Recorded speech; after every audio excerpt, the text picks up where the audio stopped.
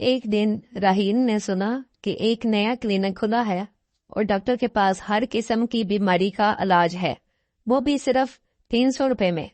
अगर इलाज ना हो तो 1000 रुपए ले जाएं। राहील ये सुनकर खुशी से फूला ना समाया। उसे शरारत सूझी।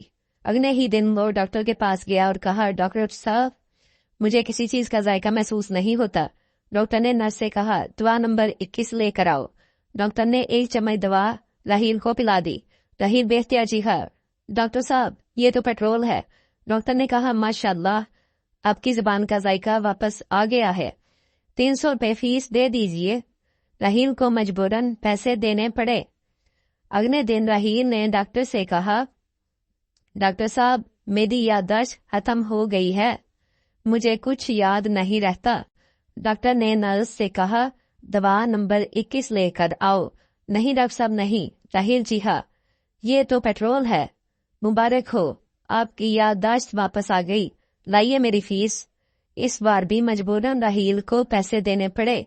अगले दिन राहील नजर की कमजोरी का बहाना लेकर गया। मुझे कोई चीज साफ नजर नहीं आ रही है, रंगों की पहचान भी मुश्किल हो गई है।